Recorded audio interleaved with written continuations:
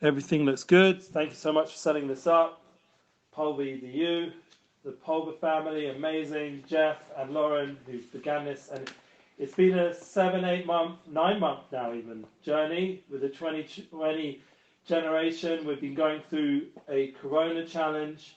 And unfortunately, politically and emotionally, there's been a lot of divisiveness, especially online. And thank God we're starting to see a little bit of calming down of that, maybe in an external sense, we hope. But on an internal level, definitely people need as much encouragement as possible. And that's what this platform hopefully would do. And hopefully also would be some educational aspects as well. I do have a whole course, which I'm not going to go through, and also basic introduction. But that will be hopefully part 2, part 3, etc. This is a 10-part course that I have in my hands. And I will allow people to mostly be interactive, because I think that's the key to our generation, to communicate more as possible, like in the long form of podcasting, and everything has really taken off. And I feel that these kind of platforms give us opportunity to hear back from other people what is unity for them. For me personally, unity, United Souls, is a very long journey that I've been having, thank God. I don't think just in this lifetime. I do have a very spiritual outlook, but I didn't always grow up in that way. I didn't grow up spiritually exposed so much. It was more a secular lifestyle in North London, very traditional in terms of my Judaism and being a normal just human being in the world. And in the last, say, over 20 years, after coming back to Israel and the Holy Land, I had a lot of epiphanies and very powerful, profound experiences. And Jeff Palver, around 10 years into that, was part of that big journey, because I went from being more private, as Stephen Covey says, a private victory. I went more into the private aspects, into the public space of being online, building concerts and events, booking artists. And I used the past that I grew up, which I hope has unified a lot of people through music events like Live Aid, that was my upbringing, and Live Earth, and then bringing it into Eretz Israel, into the Holy Land, into Israel, to music events and online experience. And that's really been the focus the last few years, with especially now with the Corona Challenge, speeding it up to United Soul experience. So that would be my intro. How do I explain what United Soul means, just before anyone asks any questions? Just really what I would say is that we all have an essential soul, every single human being on this earth.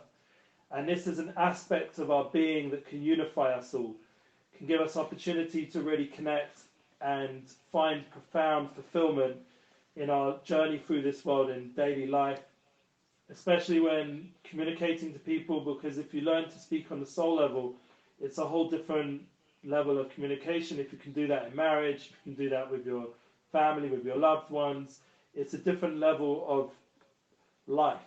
And I would like to help, as many people, including myself and my family, to get to that level of communication. Am I always holding there, like I'm being transparent? No, I'm not always holding there. I'm not always in touch with my soul level. But it's something, the more I believe you talk about, the more I'm writing about it now, thanks to our community here, and the more you sing about it. I have a collaboration album, and now we're working on the second and third. These kind of projects build momentum that you start bringing into your daily life through business and actualization, the soul level, that it should become more revealed in your daily life. And it shouldn't just be a theoretical concepts, because I definitely have a lot of that wisdom stored up after the 10 years of studying and learning and teaching. But the last 10 years has been much more about now bringing it into real life and sharing it. And that's why I'm very happy to climax 2020 with this class, because I believe it's the next 10 years is going to be now, how can we, and I'm personally 40 years old now, so it's like stages in my life, how can we now share this on a public level, including my wife, my soulmate, my children are now, thank God, I just made a wedding, they're going out and growing up to the next level themselves and going out into the world. So it's a transition point for me personally, but it's also a transition point globally.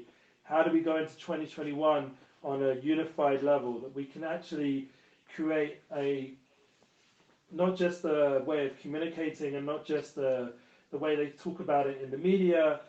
The word I would like to use is just escaping me for a moment, but there's a certain, way that media portrays everything. If anyone wants to jump in with that word, I'd be happy to hear. But it's a certain storyline, and I believe that the storyline doesn't have to be divisive. It doesn't have to be political parties and left and right and religion, and it can be a very universal way of living, very with values and positivity and ability to communicate. And that's my message to now today. And I once again, even though there's only 4 or 5, 6 people tuning in, but the beautiful thing is with United Souls is that we're always talking, when we're talking on the soul level, we're talking to everybody. It's a universal soul experience. So we're never actually by ourselves. So I remember when I was in, studying, one rabbi would come through, even if he wasn't feeling well, and teach us. Even if there was 1 or 2 people, he'd still give the class. And that's really important to know, because he knew the value, and I was one of those 1 or 2 people. And I take those lessons with me for the rest of my life, and I'm able to, thank God, teach it to sometimes hundreds, maybe even thousands, online with the online streaming and everything. So we have the opportunity to share a lot of light, and thank you for joining us. And now I'd like to open up to questions, to conversations amongst ourselves. So please go ahead. Anyone want to go be first? Lauren, or there you are with your coffee. Where are you joining us from, Nayana? So I am right now in India. Yes, wow. I am virtually I'm working in Japan. Amazing. Tokyo, is that right? Right. Yeah, Tokyo. And you said it right. It's just sometimes all it needs, you just need one person to make sure that it happens. And I think most of the time it's, we ourselves, that one person. And the other thing I really liked what you said is that the time has really come that we stop talking about, how much, talking in terms of profit. We need to talk in terms of equity. See, we come from a very, very a glorious era. I think, you seem to be somebody who must have heard a lot of stories from your grandparents and them telling their stories that how in older time there were little communities and everybody had their place. And now, if you look at things around, it's so sad that it's just like everything is broken and pieces are scattered, and those pieces don't know to what part they belong in the bigger picture. And what you said was right. We need to now get those pieces in their places. We need to make them realize that they're part of a bigger picture. They're not just a piece scattered somewhere, trying to do a 9-to-5 job and paying the bills. Yeah. Well, I totally agree with that, obviously. And what I would like to suggest is practical steps how to do that. For example, making more of these kind of Zoom communities, like what Jeff is doing, encouraging, and Lauren, encouraging this platform of online communication so there is more unified experiences online, and that there is a theme, and there should be, some sort of guidance of what's discussed, so it shouldn't get into negative or abusive places, and to encourage the online platform that is more liberal in terms of it doesn't force people, like what's happening with big tech now, trying to control the narrative. That's the word I was trying to think of. The narrative. It doesn't try to control the narrative. It allows the narrative to be authentic and real, and the way that people should really communicate. Like, I'm a big fan of these days of Joe Rogan podcast, and he's a very successful podcaster, and there's other people like Tim Ferriss, and there's a long list of podcasting that I've been listening to over the years, and they've built, in my mind, a lot of concepts of being more effective in your lifestyle, but also being more communicative. They're amazing communicators, like a guy called Lewis Howes, very positive, very encouraging.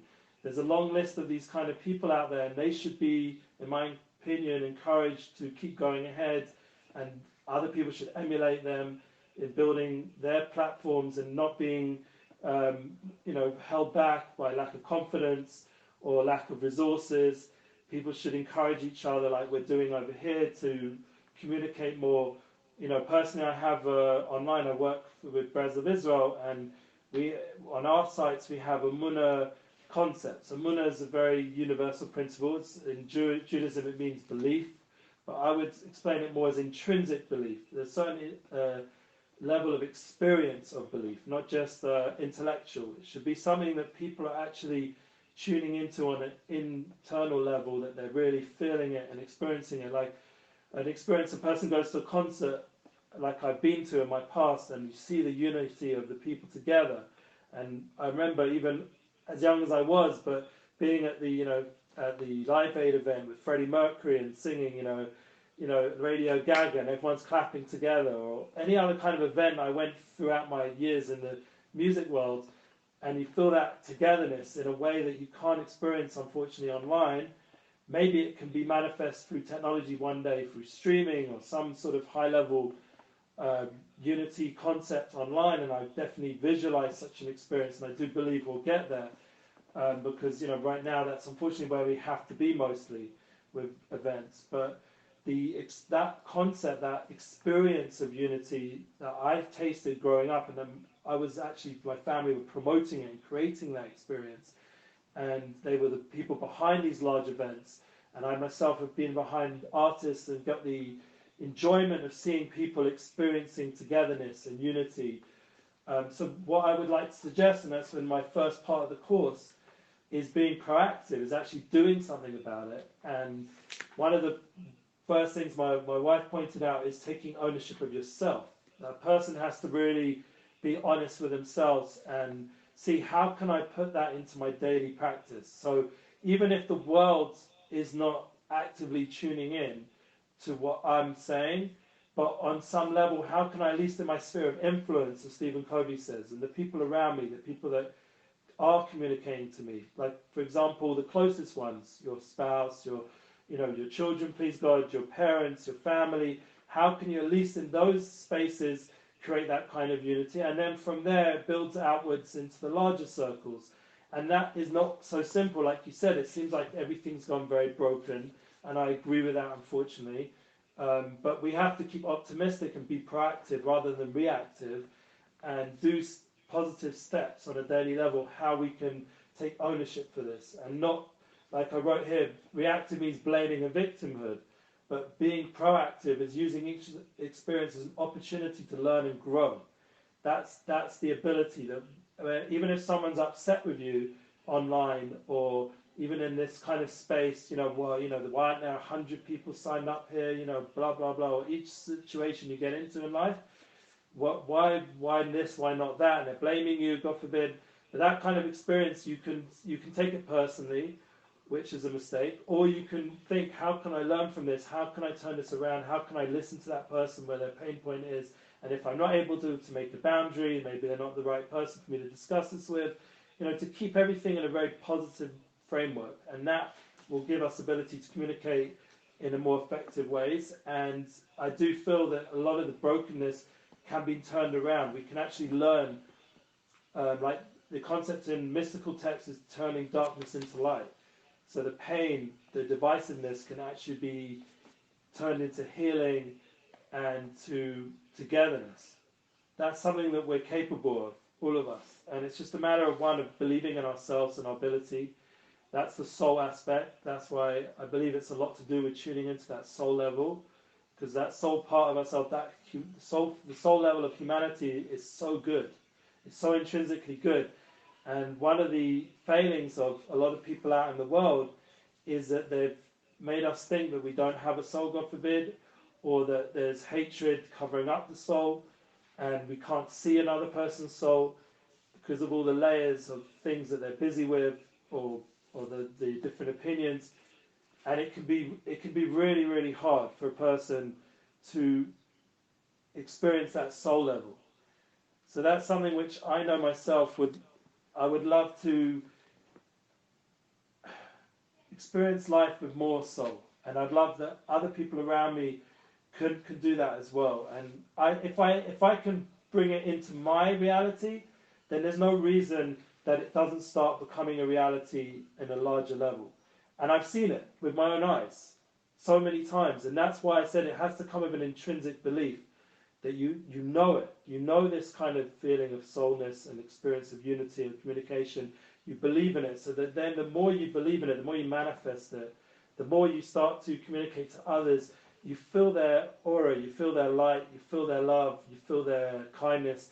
You know, I was talking to Lauren before we started the meeting, and you know, there's all different religious faiths and religious holidays. Right now, we've just gone through a few ourselves. You know, with the Jewish religion, Hanukkah, and then there's the Festival of Light from other religions, and there's so many different ways of manifesting. And it's funny how they often link up in some way at certain times of year. And you know, we just had Christmas, and it's the New Year.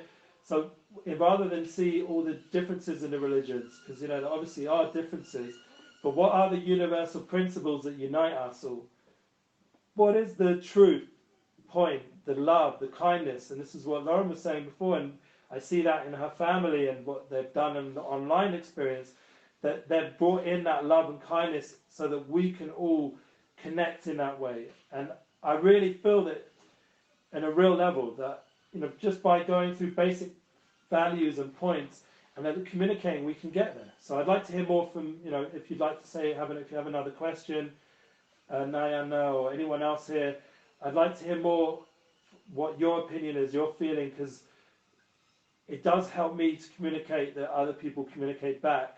And that's what I love about this idea, that it shouldn't just be me speaking and preaching, but I don't want to be a preacher. I want to be a communicator. I want to feel like we're sitting in a room together having a coffee. That's the kind of experience it should be. Oh, enjoying. I've got my water here. Just already, for me, it's near the end of the day, so That's right. Yeah. So Lauren, you have anything? Yeah, I mean, it's amazing just to sit here with the four of us and feel the connection, like you said. One of the hardest things, like when you're talking about the connections, when you would go to the concerts and that feeling that everyone's connected, like that's what I would always feel when I went to go to summer camp with my kids.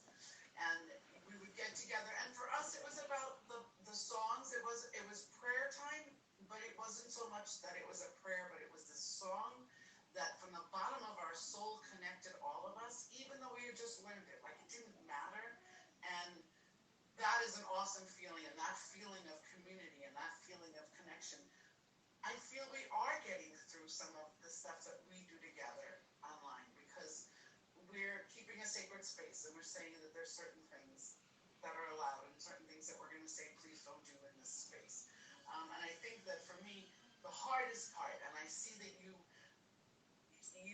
get that there's a struggle there, that when someone is combative against it and someone wants to, whether they want to break it or they're trying to push your buttons to see how far you're going to go, that's when it falls apart for me, and I get very flustered, because it's like I'm protecting the innards of us, and I'm protecting the soul, and someone wants to bash it and say, no, your soul is no good. And I think that's the strength that I always look for towards others, is to find out, how do you do that? How do you keep from getting broken, even though you know that you're on the right path? And like you said, Naya, the whole imagery of the broken vessel is such a mystical. I learned it as a mystical Jewish teaching, and I know it's not just Jewish teaching. I know it's universal, and it fascinates me every time we all have that same feeling, like there's pieces of light everywhere that we're trying to fill ourselves up with, so that we can just shine from the inside out, and that each of us can be part of this world in such a bright, positive way, that this negativity that we feel coming at us, it's like being thrown at us, and we're standing here with like a shield to ourselves to say, you can't come in, I don't want you, go away, but it's hard, and that's really hard work. And I feel that, yes, we're blessed because we have each other, and I have a family that keeps it going, but when someone starts badgering on it, what do you do? How do you deflect it so that it's their stuff and not mine? Yeah, so that's something which takes a lot of inner work, and that's why I do believe the United Souls is going to be a lot of internal stuff that you're going to have to talk out with someone close. And some people have professional help, some people have guidance. Like personally, I listen to a lot of special people online. One of the names that comes to mind, which we share on my network as well a lot, Gedalia Fenster. He's a guy in Miami, friend of mine, and he's putting out a lot of strong teachings. But the main point is of not allowing. He's very strong on this, of not allowing anyone to push him off his, and not just himself, but everyone who's tuning in, that they should really believe in their mission. Once you feel like you have a mission, like you're in this world for a purpose, it's not just whatever, and you're tuning into your mission, then unless someone really is saying something which is, going to help you achieve, and there's a guy called Tom Bilyeu, if you go to his podcast called Impact Theory, or David Goggins, or any of these guys out there, very strong in their thing. So there's a certain strength you can get from those kind of people that can help you not feel weak or vulnerable, because you realize suddenly that you're so confident in your mission, you're so empowered, you're so inspired, you're so on fire, that often what people are saying, it's not even a true perception. So there are constructive people around who you can trust, and you put them into your sphere of influence. Like a lot of people say, it's very important to have those close people who truly want your good and truly love you and respect you, and are able to give that kind of guidance that's coming from a good, healthy place. But the general story, you have to very much filter, in my opinion, and have to often remind yourself that they're not really talking about you. They're talking about their perception of you, which is based, unfortunately, on a lot of misconceptions, and they need help more than you need help in that respect. Can you be helpful of service to them? If they're able to allow that, it's up to them. And if they don't want, then unfortunately you can't do so much of that. Like someone once asked me, like when I wanted to create this big unity concert in the world, and I wanted to do it, last summer I wanted it to be in Jerusalem, and from Jerusalem, stream out to the rest of the world. But then there'll be people saying, oh, is it pro-Jewish? Is it pro-Arab? Is it pro-this? Without getting political, but who are you representing? So I'd say I'm representing unity. So but there's some people who say, but you're still a Jew living in Israel, so then I'm going to be against that. And there are people, like I work with an artist, Nissan Black, and there are people even against him, and he's coming from Seattle, from the black community there, from the ghetto, and he built himself up to be an inspirational person. And you think, and I thought always, initially, for the many years I managed him and worked with him, that everyone would unify with him, because he's amazing. It's just his message is so universal, and his music, and he's from such a diverse background, and he talks in such diverse ways. And yet there are people who, unfortunately, I'm starting to see, not many, very few voices, the majority is all positive, but there are still some haters, and it's hard to, I don't like even saying the word, but there are. And what that does is it allows the people that want to unify have to strengthen themselves, and the people that want to hate will expose themselves for what they are. And Joe Rogan says a great concept that the best thing to do is not read the comments. Yeah, once you start getting more and more public, just don't read the comments unless, thank God a lot of the people in my network are very positive in their commenting. But there are some more controversial speakers and people that I'm, connected with, and the comments are terrible. And it's hard for me. Sometimes I'm, just going through the comments that are going on other people's videos. Thank God they're not on mine. But they're very negative, and it's very hard. And a lot of the time, just personally, I'd like to just delete them all. But, sometimes you have to leave them there for the sake of, allowing other opinions. That's the whole thing with editing and keeping, what would you say would the word be for making sure the narrative in your community, but what would you say the word would be, what you're doing? You're curating, or?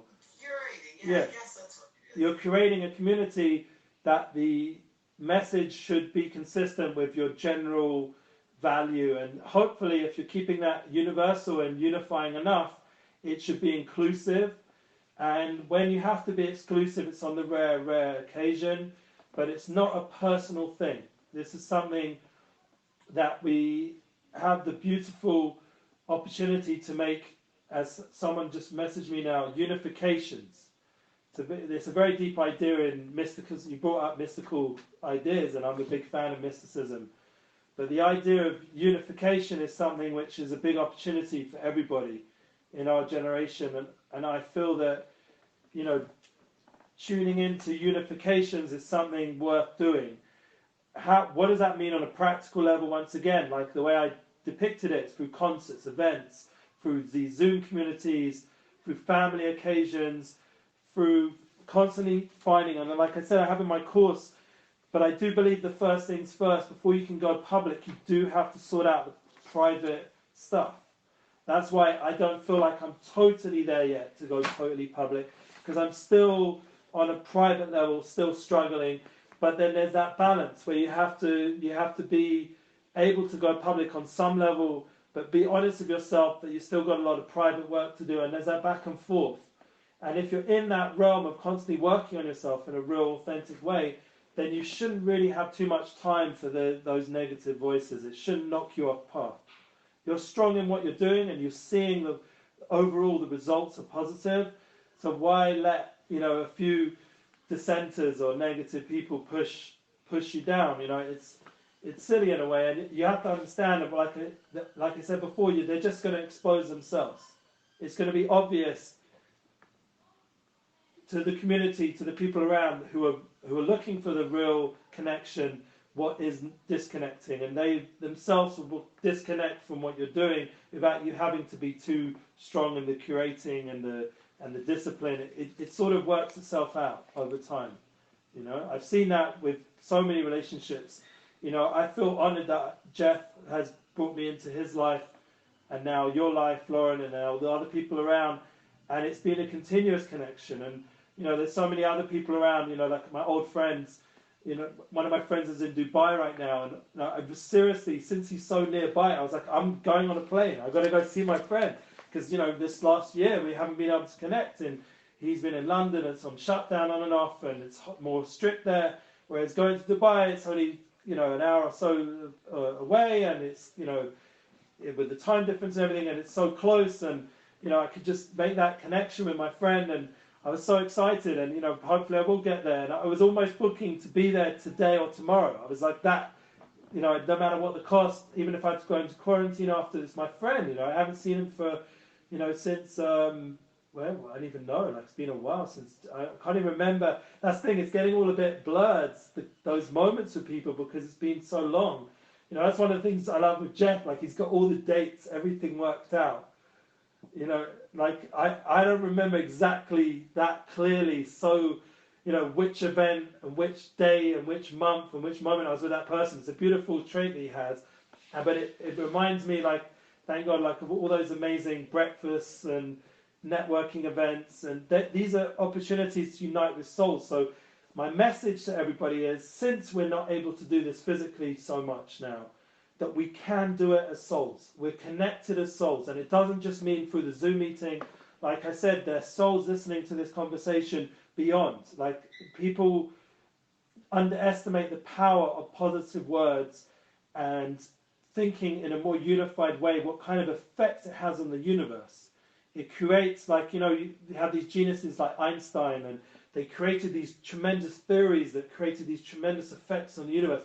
Well, just by us talking out positive and thinking through things in positive ways, we're creating that kind of butterfly effect, that kind of massive impact on the whole universe, just by being authentic with our circle and discussing these kind of things.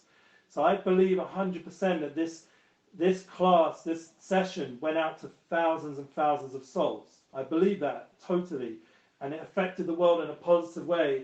Just like when I do, any of the spiritual commandments that I have as a Jew, or as a human being, I'm more godly in how I act. I'm more positive, more giving, more kind. That creates a tremendous compound effect spiritually, not just on myself and my own personal spiritual growth, but it affects my wife, my children, my parents, my ancestors, and all the descendants going to come from me personally. Like when I was standing under the wedding chuppah, the canopy of my daughter, that experience, I've never experienced such a unity experience in my life. Even though my parents weren't there, they were on Zoom, and my uncles and my aunties and my cousins, they were on Zoom, and people were watching in. And I tried to tune into the Pogle community at the wedding, and my wife would have given me a slap for doing that. I tried to tune in, and it didn't work for some reason because we were quite far out of Jerusalem. But there were so many people missing physically and online and blah blah blah. And my closest friends were there, thank God, all having a l'chaim. They all sent me pictures of them drinking to the Zoom and the YouTube live feed. But it was so many people missing. But on an internal level, that moment under the wedding canopy, I felt like everyone was there. All my ancestors, all my wife, and all my descendants from my newly married daughter, all the souls came to that experience. And that's important to realize, that there's a whole spiritual dimension that we often don't put into when we calculate our life. Like our guest just spoke about before, that we can't always think about business in terms of profits. So I always make a joke that profit and profit, having a profit is also a similar word. There's a certain level of prophecy, a certain level of spirituality that we don't allow ourselves to experience, but it's actually going on every moment. And that we can all achieve a certain, not maybe a level of prophecy so easily, but at least some level of spiritual awareness, and allow ourselves to let go a little bit and to tune into that mindfulness and to that intentional living that unites us more than, God forbid, divides us. And that's the kind of wavelength that people will allow themselves just once in a while, even like a moment of meditation or prayer every day, just to tune into that side of themselves, that they are one with this group of people. And they're not divided. They're really a soul, and they're unified with that group of people, and actually unified on a level that's even beyond that. Like I personally say every day, B'Shem Kol Yisrael, when it's a Yichud Shalem, it's the name of all the souls of Yisrael, and a Yichud, it's a unification in all the humanity and all the worlds. And that's something which a person, if they would practice a little bit more, think about it, and it sounds a bit, overly spiritual, or maybe a bit hard for every person, because I sometimes speak to very, normal, down-to-earth business people, and you can't talk these ways because it sounds a little bit too hippie or whatever. But on an internal level, even if I can't talk it, I'm feeling it, I'm thinking it, and I know I start to see that sparkle in their eyes, that they're feeling it, and there's a certain connection point, and that flow that I'm very into personally, creating that flow can really make a big difference. I have podcasts, a Unity Flow podcast, Relationship Flow podcast. My goal is, and my munah is, our future podcasts, these podcasts I have, is to allow there to be a flow of positivity coming out on a daily, weekly level, that people who tune in, whoever do, feel that feeling that life flows. Example, I was interviewed on a podcast just recently, and I spoke about how I'm, a booking agent for Nissan Black, a musician, a rapper. And that moment, a person was looking to book Nissan Black, who was listening to the podcast, and he couldn't get, he just didn't find who to contact, and he didn't Google it well enough or whatever. And he hears the podcast, and he hears, oh, this guy, and he looks on the notes, and there's my email. Within a few minutes, I'm emailed by him to book for the next podcast for him, and his interview on YouTube and everything else, and his community, and I think it's a place called Torch, and somewhere in Texas. And they had a whole event built from that one listening of me mentioning I helped this artist, and people network that way all the time. And it's just very nice that you have these avenues of connecting with people in a global sense. That in the past, I told people that I wouldn't even be available. I was traveling all the time, doing in-person events. I couldn't go on a podcast. I couldn't be on this community so much. I just didn't have time for it.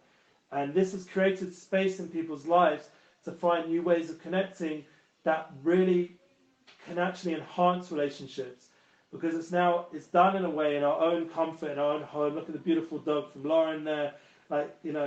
We can actually just sit there and connect, and it's beautiful. And I'd like to hear from more people, because I'm speaking a long time. Does anyone else want to say anything? Tune in. I'm happy to hear from anybody here. Any questions? I mean, we brought it about being reactive and proactive. I'll talk about the next point in the course then. Making a mission statement of values, goals, and dreams. So I do feel that that's something really profound and powerful. That if, once again, we already said before about the power of having a mission, but if a person and each organization, even PulveRedu and Breads of Israel, every organization around has some sort of mission statement. Personally, mine is United Souls, so we should be able to join together. That experience and mission statement is very empowering, and it gives you clarity because you have values, goals, dreams. These are things that you can really get much more strength in what you're trying to do in life. And I think the mission statement is something everyone should have written down. And I really got a lot of inspiration from Stephen Covey about that concept in his book, The 7 Habits of Highly Effective People, so we give him credit. But also, the next one is how to live more effectively and focused when we face so many distractions and uncertainties. I think that would be like the main point, because these are the first 3 points, are more to do with private victory, and I think that we have to start off with first getting ourselves into the right framework. So how do we be more effective? So often that's to do with time management, using our time effectively. Everyone's time is very precious, not to waste people's times, and to make sure, like, for example, in the communication space like we have in Zoom, to be sensitive of how long we talk. Like, I like the fact that in our groups we only have like a minute or so. I actually prefer that, quickening of time. I'm personally someone who could talk a lot. I can write a lot. Like, I'm writing a book right now. It's been very helpful for me to express all these ideas in my mind. But in order to connect with other people, it's really important to be able to talk on a very specific level, and to really be able to connect in an effective, time-managed way. And not just that, to have your priorities in life. What is your priorities? Why has this become such a priority for me personally in my spare time to be on these community chats? Because connection with people is a priority in my life. Does it get in the way of family first? Well, hopefully not, because my family have to always come first. And I think that's something which would resolve some of the brokenness we've mentioned at the beginning of this, that if we have that in mind, the family first concept is a value that unfortunately is being challenged very much nowadays. And once again, I'm not trying to get political, but just to understand that everyone needs connection, no matter who you are. And everyone needs some sort of family structure, even if you don't have any live family. But there is the concept of that, of a friend or a guide. Well, there's all kinds of people that you can connect with and unify with, and it has that model of a family. It doesn't have to be, strictly speaking, the very strict mode of family. Obviously, that's not the point. The point is the connection aspect. But when you do have a family, to prioritize those people, and that's something which I know myself, like, is a struggle with the business and the way the world is. And one now, thank God, not traveling, that's been made easier. But then also with the Zoom, not to overly Zoom, not to over Zoom, yeah, to be zoomed out, as people make a joke, like to keep that in a boundary as well. And that's a big thing, keeping the distractions. I think if we're not so distracted, then we can tune in. Like, there's times to chill out. Like, I'm right next to where my bedroom is, and where I said in the other day with one of Jeff's meeting, it's a safe space for me, and it's my happy place, not just because I sleep, but because I do my writing there, and I communicate to my wife, and we do our chilling there, we have our glass of wine, and our time to just relax. And that's also being effective, because you have to have the run and rest balance. You can't be running all the time, you can't be resting too much. And during this Corona challenge, everyone had to readjust and reevaluate what their running time is and resting time when they're busy hustling, when they're busy, giving to themselves and their family, keeping life very focused and balanced. And I think that's something which can help create much more unity if everyone had that more under control, if the over hustle was toned down a little bit out there online, that people are hustling way too much. And, even before this class, I suddenly felt this pressure,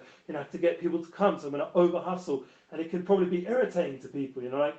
At the same time, my intention is good, because I want people to join this experience. So getting that balance and being like intentional about it, these are constant thoughts that we have to work through, and structure in our schedule, and also know what is going to be effective. For example, for me, doing these kind of classes is definitely a big priority in my schedule. Doing any kind of class, opportunity to connect with people I give a class weekly on a Monday, 2:45 p.m. Israel time, and I thank God I've seen online thousands of people listen to it, and it's been very encouraging for me weekly to prepare for it.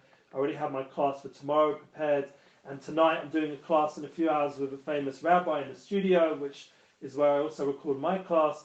And in that studio, we really get some great guests come. We've had 20 classes and some really inspirational people. And that's, for me, a very important part of my schedule, to collaborate with other people online. We're having tonight someone Zoom in from South Africa about money, how to make money more soulful, which would connect to the original point we had at the beginning. The making business should be more soulful experience. It shouldn't just be. So the course is called Soulful Money. We had soulful music, soulful truths, everything to bring an aspect of soul into what you're doing. This is something which people can gain a lot from, and I think it would energize people's lives. Would realize that maybe they don't have to be so feeling such victimhood or other kinds of crutches that are affecting people right now, or even the poverty aspect that people go on and on. If we would restructure our way of thinking and realize how blessed we all are, how much abundance there is in our generation, and how much blessings we have that the previous generations, our ancestors couldn't imagine. Like one of our guests said, I probably have amazing stories. I may think one of the stories is the poverty that they had, in the 20s and the 30s in London, or before that in Europe, or wherever it was where my ancestors were. And the abundance, even going to my grandparents' house, the simplicity, the little amount of things they had in their house, and the joy they had from just simple living, that we can remind ourselves that we have so much, and yet we're not so joyful. So to restructure our mindset, to enjoy what we have, and that can create much less jealousy, much less, need to overly hustle. Suddenly there's a much more, as we call it in Hebrew, stapkus, a satisfaction in our life, a certain fulfillment. And that can give us the ability to be much more effective. Like, maybe sometimes I'm a bit extreme on the other side where I'm a little bit too overly fulfilled. Like, I don't really, go shopping so much, unlike my wife who loves shopping. And my wife and I, we try to balance that out together. Like, she bought me this as a new top. We just bought it the other day. It looks a bit nicer than the faded one or whatever, or with the stain or whatever it was. Have to be respectful in how we look and dress, and these are things of balance. And nowadays that's like an understatement. People want name brands, and people have all these like levels of fashion. They look at what's out there on. You go onto Netflix and you see the standard, the quality of how people look, and it's not real. It's not even reality, as my wife always reminds me. She says, "See that lady? She doesn't actually look like that in real life." Yeah, it's a lot of hours of preparation, maybe even surgery, maybe even this, maybe even that, all kinds of extra stuff, and not only that, all the effects nowadays. And as Joe Rogan once said, his daughter made him into a woman, for an app. So it was like this stunning lady, and he was like, "I don't look like that. I'm a savage, and that's not me." But this is how scary technology's got, and perceptions of people. So once again, we have to go back into that soul level, that internal level of what really matters. It's not how we experience people externally, but how we experience people on an internal level. And then all the jealousy and all the insecurities and all the food problems that people have, and all this struggle with so many things that cause so much pain on an emotional level, can be reduced because we're thinking on a more elevated, essential internal way, and then people can actually enjoy life much more. They can actually enjoy their relationships at a much higher level. So my hope is that what we discussed today, this is just, like I said, really part one, and hopefully more people would join in and contribute in the future. We'll have like tens of people giving their opinions, and it can get more back and forth. But the goal is that once again, that we are communicating on a soul level, and I believe in that soul level. It's not something which is, just, a nice, concept that you can forget about. It's a daily experience. The people around you are walking souls, and ultimately you're going to be a soul for eternity. Everyone has to, on some level, believe that. You don't just disappear into nothingness. What kind of, it takes a lot of belief to believe in nothingness, to believe that there's something after this all, make sense of this whole journey in this world, you know, to understand that there's some sort of matrix experience and there's something beyond the matrix, that we have that ability, and that is happening right now, and it's happening in the future, and it was happening before as well. It's not just some, you know, spiritual concept for, you know, down the road after 120 or whatever. We are experiencing the soul now, in the moment now, and it creates a whole different way of doing business, and it hopefully should make you happy, because the soul wants happiness. It doesn't want sadness. And if you're feeling sad, to work it through, talk it out, but to be strong in your belief in yourself, that you are purpose, you have a mission, you have values, people need you in this world, your existence is important, and everything you're doing has that soulful experience of meaning, and creates that kind of unification that makes the world a good place to be, and that you can, on your small levels, make massive impacts, and you can transform this world that seems so divisive into a world of unity, just by you being more unified in yourself and unifying with others. And it creates ripple effects. And like I said, the haters, the people that want to just undo that, will expose themselves. We don't have to go and fight and expose them. They'll expose themselves. So we can relax in that respect of wanting to be on like guard all the time or fighting. By just us creating that unified experience, it will already filter out a lot of the negative voices. And I've seen that in my online experience. I thank God I've never been political online, and therefore I never attracted. Fine, I'm not a powerful, famous guy because I haven't gone the controversial way, but who would want that when you see how much hatred and negativity it creates as well? So it's better to just be authentic and truthful, and if there are more of us doing this, I believe that we'll have a united souls experience in this world. Amen. So that's pretty much it for today. If anyone wants to say anything else, I'm happy to hear, like a goodbye or hello. And that's it. You know, I do believe that there's... I would give Elliot a chance, because he has been pretty quiet. Yeah. Elliot's driving, so...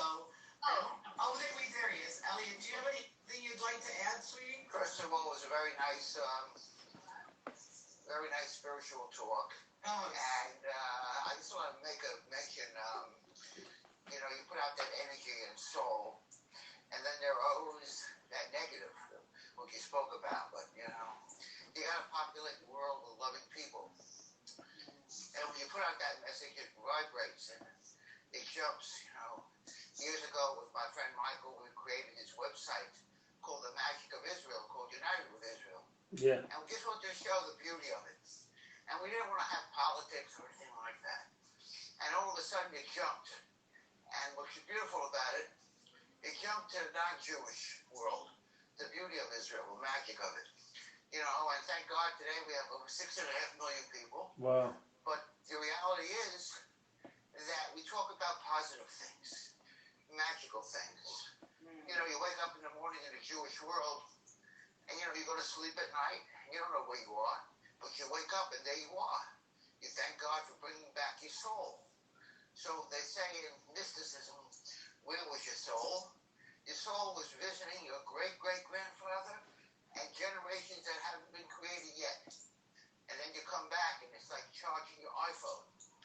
And you're back on the world, and there you have it. Your heart's working, it's pumping, you're alive and well.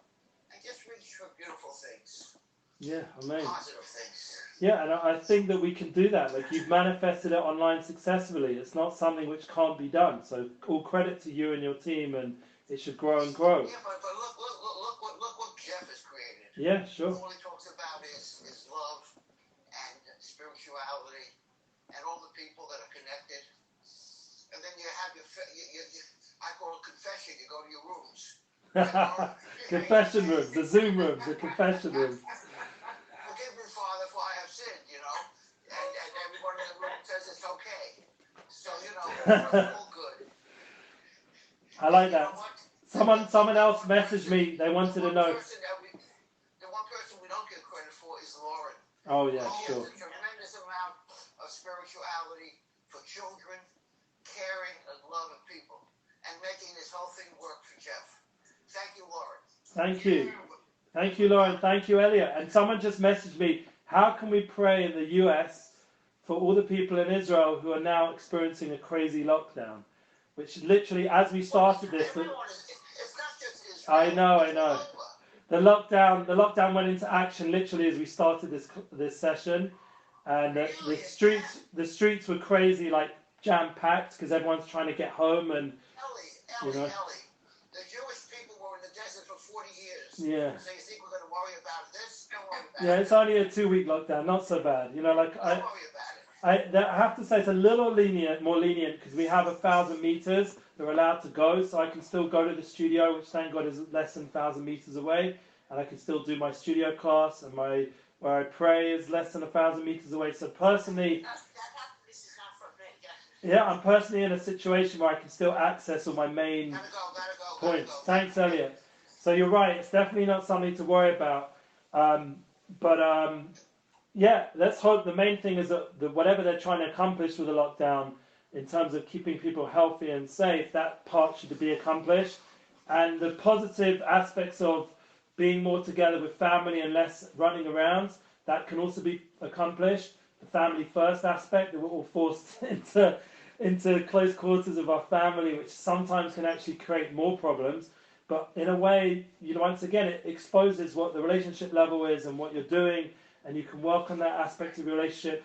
And the other point is that, just to pray that this shouldn't happen again. I mean, it's really, long term, this is not healthy for people. People need to be out. People need to, I want to hug Jeff on Tel Aviv Beach again soon. And I want to meet Lauren in person, because I don't remember actually ever meeting you or any of the other people. Our friend from India, we should meet in person, please God. I was planning a tour to India, actually, not so long ago. We were talking about it. And I've been to Mexico, and it'd be amazing to come there and just, meet the people there, because we do have a following online, thank God, from India, and they definitely reached out to us about coming to visit. And these kind of things, that this should be the kind of world. It should be global, and it should be unified and connected. And we should pray that we should go out from these situations to really join together, and not now we have an opportunity to get back to the fighting. Let's get back to the unifying. Let's get back to global What peace. I was thinking while you were talking about it, what I was thinking is that we have so many health insurance plans. Now we need to work on the karma insurance plan. Yeah. Because karma isn't just limited to us, what you were talking, our ancestors and our descendants. It's not the body, it's the soul that we are talking about. Yeah, and we should allow that voice to get stronger. Why not? Why can't people? What are people afraid of talking about the soul? It's not going to punish people. We're not a negative soul. It's a loving, giving, kind experience of mankind, of humankind. It's not some limited, horrible thing that people have distorted the soul to be some, I don't know what. For me, like, the soul is where my music comes from, my creativity, my joy, my relationship with my wife. We're soulmates, joined together. This is the kind of soul experience. My children are manifestations of the soul. To talk about, a famous guide once told me, if you want to help kids who are at risk, teenagers at risk, you have to learn to talk to the souls in them. Because to talk to them, what you're going to do? Go on TikTok and try and do the dance with them? It's, how hard are you going to work to be relatable to the new generation? So what I would say is that the soul level is relatable always. And I've seen that with my children. I do have 1 or 2 children who are struggling in that way. And I've worked in that world for many, many years. And whenever I allow myself to be more soulful in how I communicate. My wife is a genius at this. I'm still learning. That's one of the ways. Sometimes you have to teach it to learn it, to teach it. It's an upward spiral. You just keep growing because you're working on it all the time. Even if you have moments of fall, but even if the spiral looks like it's going down, but ultimately it's always going up. So you're always going upwards in your growth, and that's the kind of positive mindset you have to deal with growth and self-work. To keep a very upward momentum, even if you have moments of seemingly falls, and when you're not living up to these ideals that we've discussed today on a personal level. So if you keep that larger picture together, I think that we're all going to get there. Someone messaged me, I have sons, they want to know what would be a good spiritual tool to help them. One spiritual tool. So I think the most best thing that we've ever done in our home is to teach our kids to be kind and caring towards other people. So I think that would be the most important tool to give to the next generation, is to teach them how to be kind and caring and compassionate and giving. And like you said, that would bring the karma, that would bring that positive circle of life in a happy way, in a good way, more and more to your children and to their lives and to their sphere of influence. And that's already giving them a legacy. And I think that's something that everyone in the world can do, is be more kind and caring. And we have, thank God, good teachers out there. Tony Robbins, he's feeding millions, or so he says. So let's do it. Yeah, let's do it. The thing is that what you touched on is so true. In education, there was a time when values were just never needed to be taught at school, right? Your soul was nourished at home. But home is so different for so many people that in the past 20 years, one of the things that we do, especially as early childhood educators, is always look at the bottom line. Like, what is it that we want them to learn? They're 3 years old. They're coming into my room for 3-4 hours a day. It's not about teaching them what an A looks like, but it's teaching them that we're a person and you're a person, and when you say that, it hurts my feelings, and this is how I feel, and this is how you feel. And when you grow that kindness, then you're growing people that you're proud to be in their company, and you want them in your community.